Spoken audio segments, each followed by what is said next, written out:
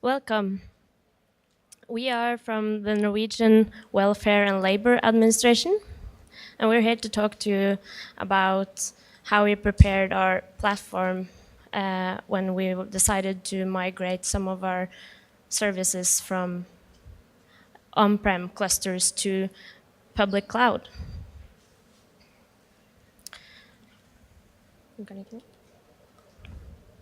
But just to set the scene, we're going to Europe and we're going to Norway.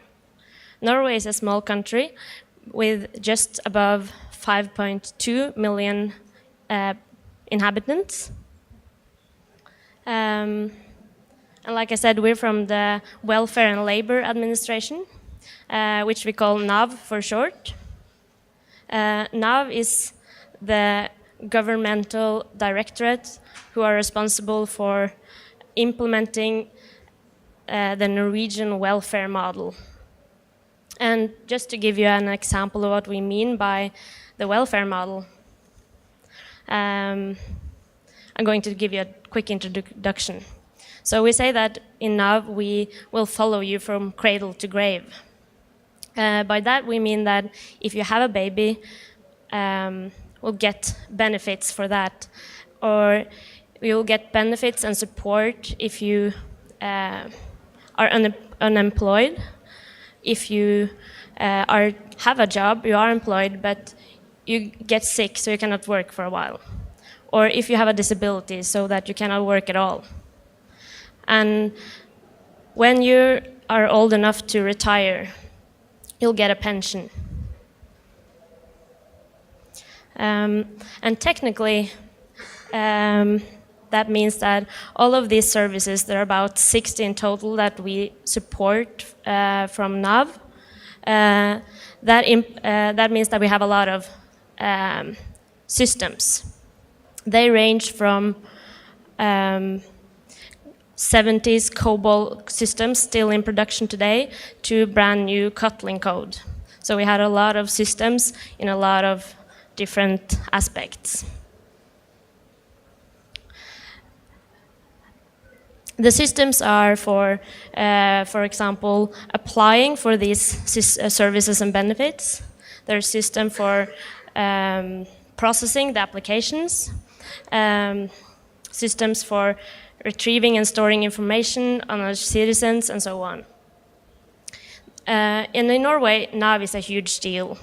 We distribute about a third of the national budget each year, and we also see that in a period of about 5 years' time, about 95% of the Norwegian population are using some of NAV's services.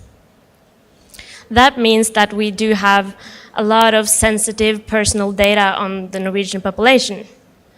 It also means that our application development teams in NAV have to be able to maintain and debug their applications in an efficient manner. They also have to implement new ones when there's new regulations in laws and stuff like that. So let's talk about the platform team, which Johnny and I are a part of.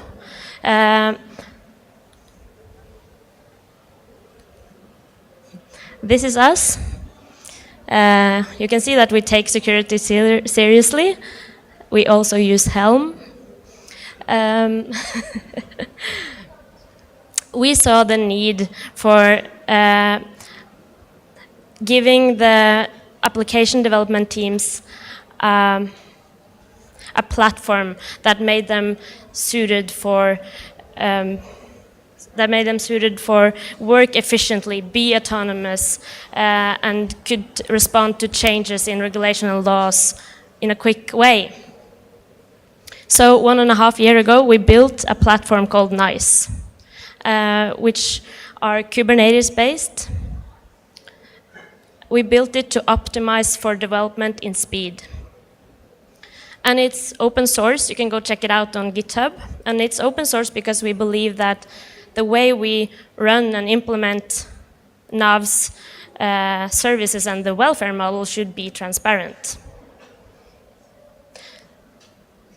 Besides the runtime environment in the platform, we also wanted to provide the teams with tools that they could take into use if they needed to make the migration from old JBoss servers onto this new platform easier, or just to make them able to develop stuff in a good way. So we added tools like building blocks in the system so that they could configure these to their needs when they needed them. And all of this is to optimize for autonomous development in speed and continuous delivery. And this is what is the goal of our platform NICE, the application platform. And it's also our guidance when we face design decisions in the platform.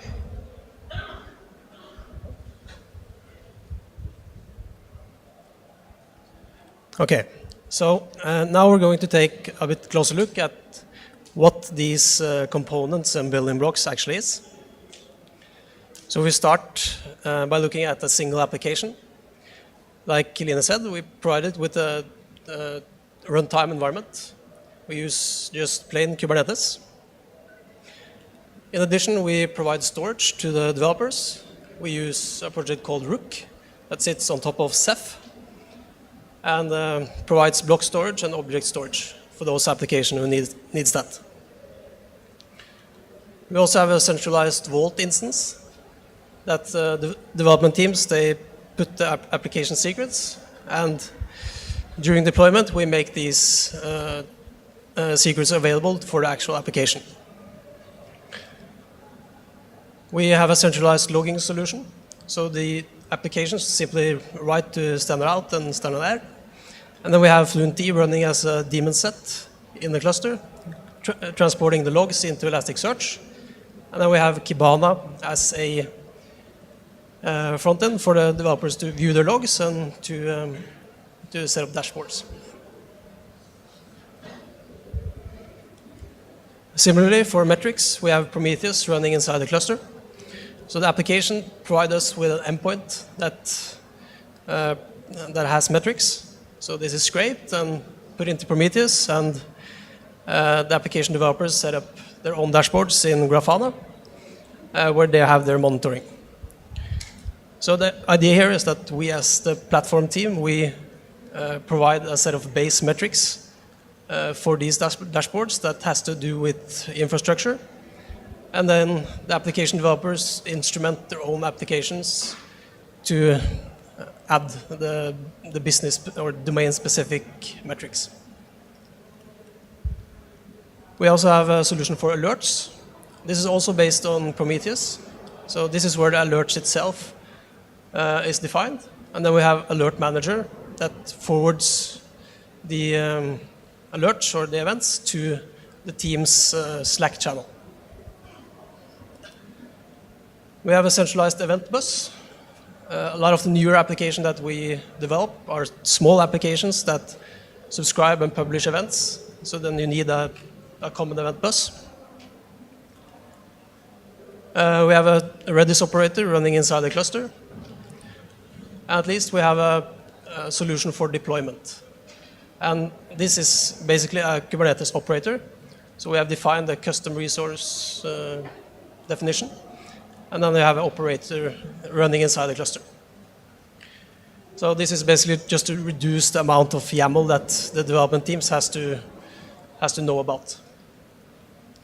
So these are the main components and the building blocks that we have in our cluster. So these are available, and this is what we call a NICE cluster. And we have 6 of these clusters, 4 of which runs on-premise. So we have 2 data centers in Norway. And then we have 2 clusters running on Google Cloud with GKE. And in a 5 years period, we are looking to migrating all of our workloads from our internal data centers into multiple public cloud providers. But in order to do this successfully, we need to start looking at how we think about security and how we model this. And if we take a look at our cluster itself, or internally, we see that we have two zones, internal and external zone. And between these, we have a firewall and some hardware appliance and a load balancer and a combination of these. And then so the internal zone is where we have the most sensitive data, and the external is less secure. We have a demilitarized zone with the same boundary, and then it's the internet. And the idea here is that from left to right, it's most secure to least secure. And this model here is typically called a perimeter-based security. And the idea here is that if we look at a single cluster, or I mean a single zone, each application kind of assumes that the environment that it runs in is secure, and it places some trust in wherever it is. And in order for us to successfully move into public cloud, we want to move from this to this, where each and every workload is secure in and of itself. And we're going to look at what this boundary actually means, and this is where Istio comes into the picture. So the current situation looks a bit like this for a cluster. So inside the cluster, the communication is insecure on-premise, just pure HTTP. And, but traffic coming from outside via ingress is terminated at the ingress controller and then unencrypted inside the cluster. So what we wanted out of Istio is basically to secure and encrypt the communication end-to-end with strong identities for each of these applications, and basically being able to provide mutual TLS as a service to the development teams, so they don't have to deal with certificates and trust stores and rotation and everything like that. In addition, the possibility to enforce access policies between each of these applications, to say that this application here can only be communicated by this set of applications or only the ingress controller. So that is the basic driver for adopting Istio. In addition, we wanted to enhance the observability, as we believe that in order for things to go really fast, for fast iteration cycles, then you need to increase and invest in the actual observability. And having the Istio proxy sitting beside the application, proxying all the traffic, allows for some really great insight, both for tracing and seeing what applications talks to what other applications, and also what happens with each call. Are things starting to fail? Are we seeing latencies, both on an application level and a platform level? So that is our basic motivation for adopting Istio. I'm going to talk about how our journey with Istio and how we started and stuff like that. And that takes us back to January this year. In Norway in January, it was very cold. It was tons of snow. People were actually going skiing in the city center to get to work. And this is a picture of Johnny's dog in front of his house. As you can see, there's a lot of snow. And with this, we had started and decided to test Istio, because we heard it on KubeCon the year before. We thought that this will solve a lot of our problems and issues when going to public cloud. And at that point, Istio was in release 0.5. So we we installed Istio on an on-premise cluster just to test a bare minimum. We decided to test the telemetry part.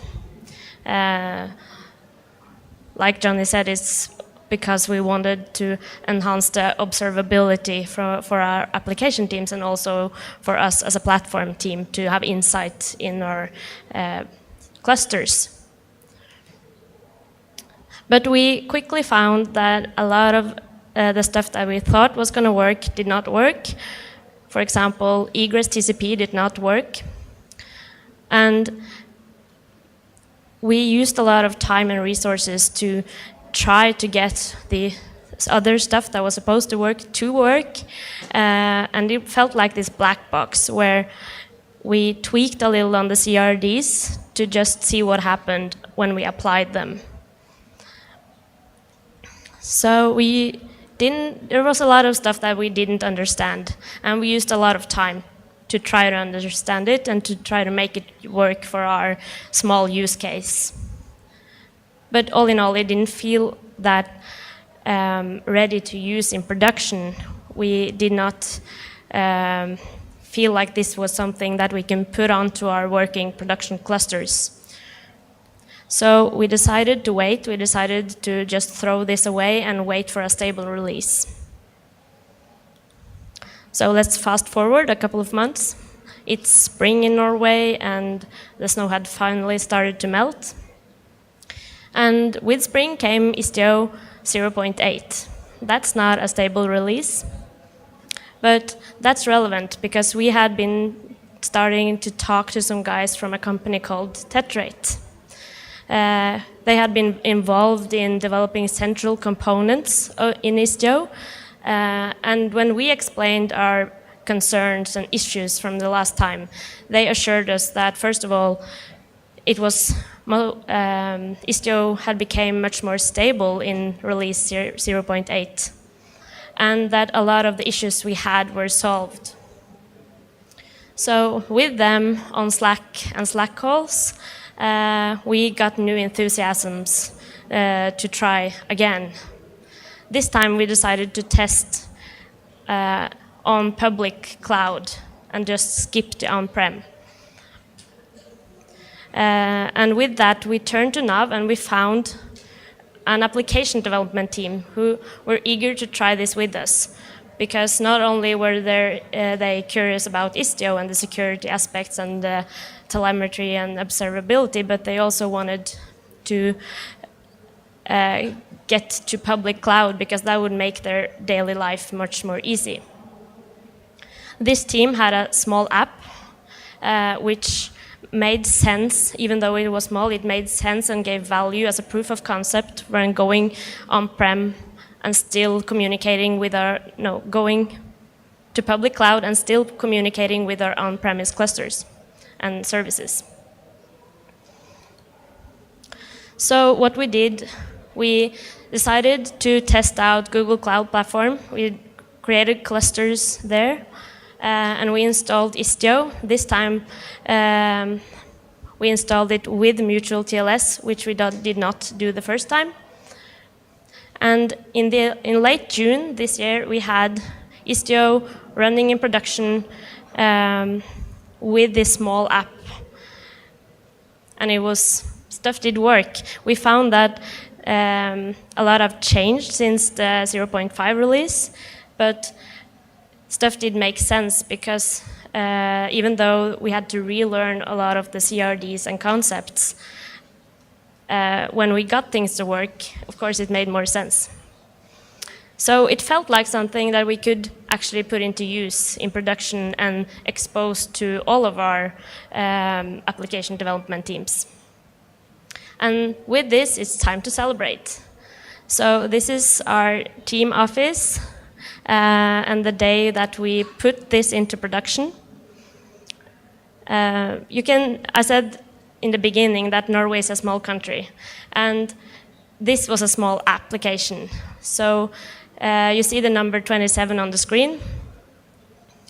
That's the number of applications sent through that day.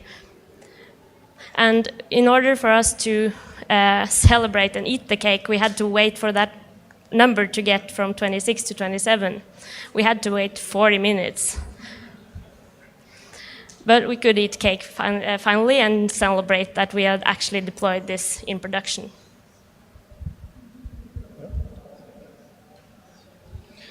All right. So now we're going to take a look at how we actually ended up implementing these features and how we expose this to the application developers. So again, let's imagine that you have released your application. It's pushed to a Docker image. Your Docker image is pushed to a Docker repository, and you want to get it to run on NICE, like this. What you have to do is to define or create a custom resource. This is a custom resource that we as the platform team has defined, and it's simply called an application. This resource is basically a distillate of all the information that we need in order to set up a working application on our platform. So for now, we can just call this NICE YAML, and we'll go through the details a bit later. So when you have your NICE YAML, all the development teams have kubectl access, and their pipelines as well. So they kubectl apply this NICE YAML. The application resource is created inside the cluster. Inside the cluster, we have an operator that receives events about this resource kind. And what that operator does is that it takes the information from the application YAML, and it creates all the different Kubernetes and Istio resources for us, so that everything kind of hangs together and the application works as specified in the application YAML. Also worth mentioning is that all of these resources have a parent reference to the application resource. So if the application is deleted, all of the other resources are removed as well. So if we take a closer look at the application, we can notice the team label. This is the name of the team that is responsible for the application.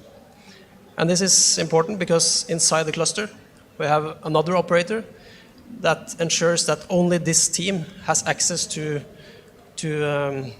administer that application. Since we have a multi-tenancy environment with a lot of different development teams and a lot of application, it's important that the access control is correct. So what this does is simply to create dynamically a role that consists of all of the different resources, and then it takes that role and binds it to the application team that owns it.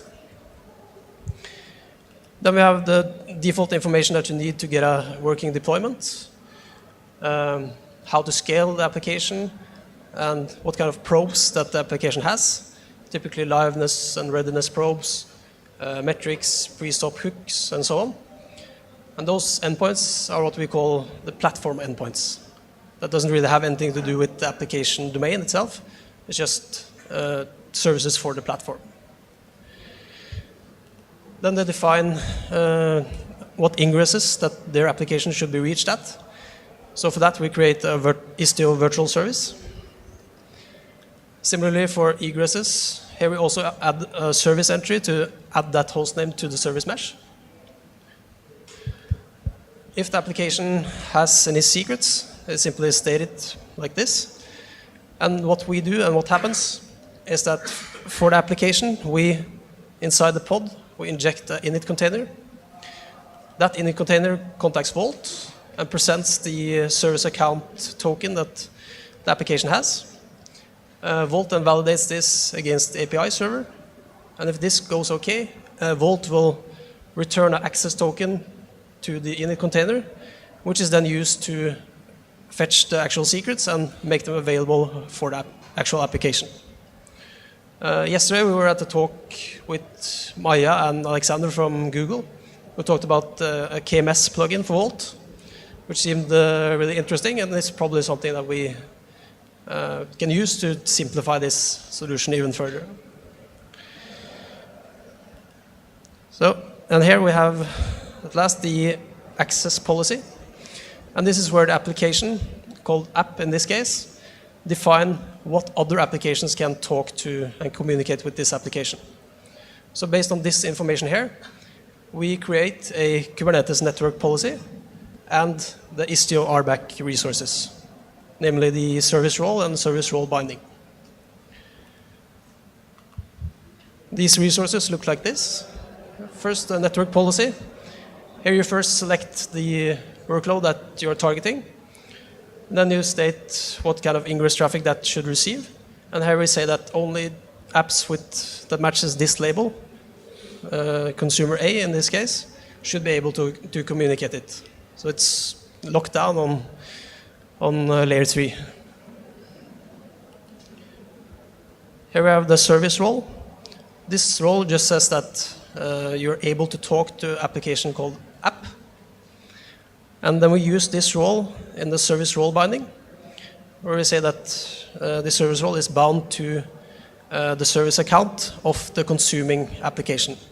So this way, on layer 7, only application with, or only this user, meaning the application, can talk to the name app called the app.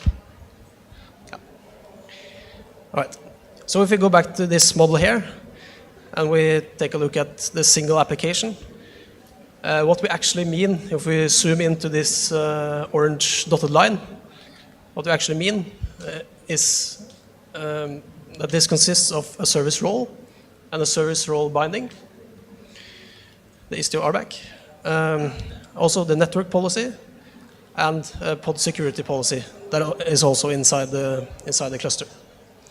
So these here are mechanisms that we are able to provide as a service to the development teams without them having to care about the different details around that. All right. So now we're going to take a quick look at some of the challenges that we met. To describe this, we start with this example. So here we have two apps happily communicating with each other. And we have the kubelet talking to the applications, typically probing the applications and seeing if they're alive and ready. But what happens is that when you add Istio and with mutual TLS, the kubelet is no longer able to communicate with the applications because it doesn't have the required certificates and it's not part of the mesh. So to solve this, there are two proposed solutions by the community. So to explain one of them, we start again with the application. And we see that it has a binary and an OS. Other applications are still happily talking to it, but the kubelet is not. So what you can do is you can bundle curl inside the application container image. And then you can use the exec type of liveness and readiness probe, and everything will work fine. So that is one solution. The drawback being that you have to have a curl inside the application image. Another solution might look like this. So now we're back to the kubelet not being able to talk and probe the application. And we see that we've split the services that the application provides into two. You have the business endpoints or services, which is the reason why the application exists in the first place. And then you have all the platform services, liveness probes, readiness probes, metrics, and so on. And what you can do is that you can expose these types of services on different ports. So you can say that the platform services are served on port 9001 in this case. And then you can tell Istio to not enforce mutual TLS on that specific port, and that will work fine. Drawback being here that all of, or at least all of our applications had to change into this model. So what we ended up doing is basically this, but solving it on the platform layer. So back to this, we have the application exposes a single port. And then inside the pod, we inject something that we call the nice car, which is simply a Envoy container that is dynamically configured to allow traffic only to those specific endpoints that the application exposes for the platform. And then we tell Istio to not enforce mutual TLS on that port. And then that means that the entire pod looks like this, where you have the Istio proxy that handles all the rest of the traffic, and the nice guy handles the platform services. So this is our current best workaround. It's not something that we consider a solved problem, but it's the best that we have for now. Ideally, you don't want to have the overhead by having an extra Envoy. So there might be a solution where you can imagine that this Envoy configuration in the nice car is somehow moved into the Istio proxy. So if anyone has any thoughts or ideas around this, please come talk to us after this.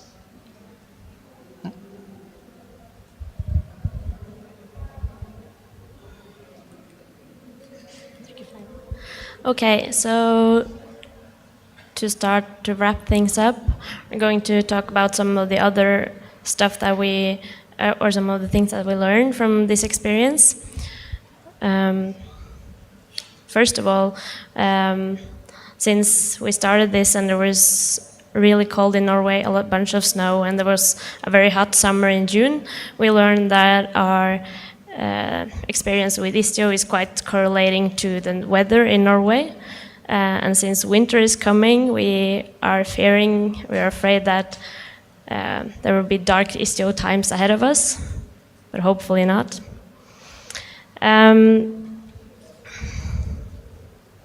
Istio is a complex system which has a lot of functionalities and features, and it's not something that you can put into use in a working production environment just without any considerations.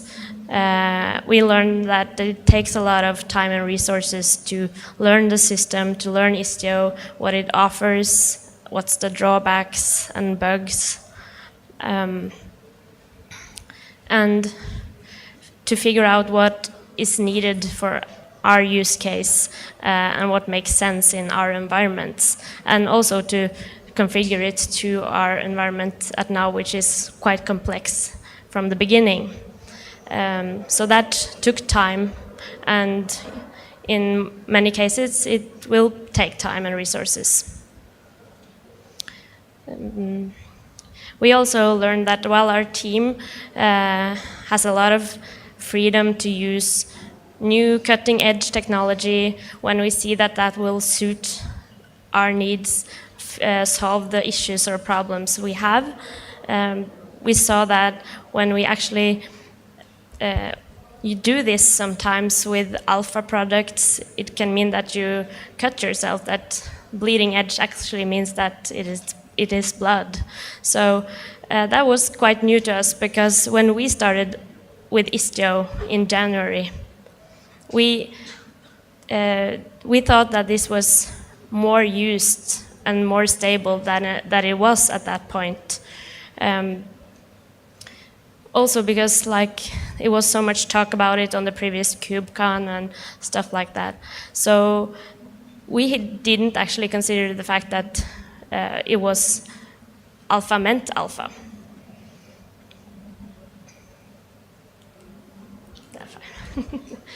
Sorry. So what's next? So in a period of 5 years' time, we're seeing that hopefully we will have migrated all of our workloads away from on-premise to public cloud clusters. That means that we will still run a lot of services on-premise for a good while.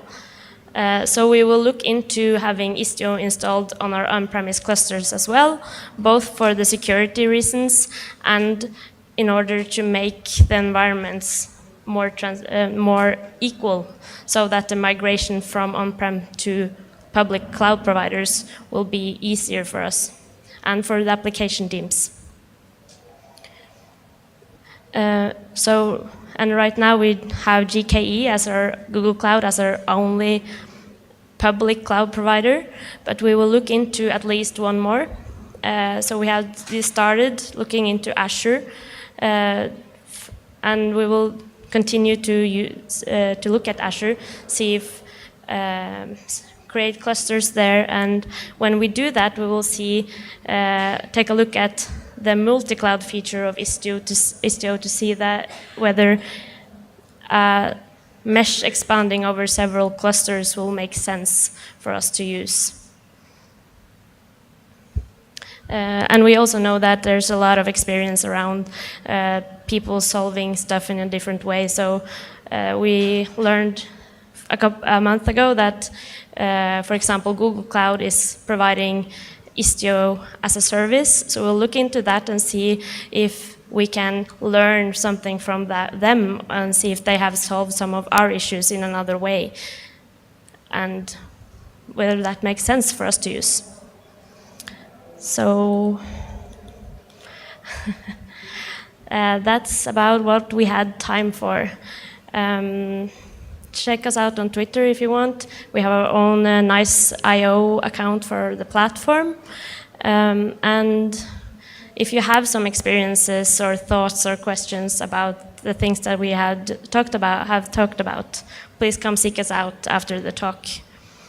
Thank you so much for listening.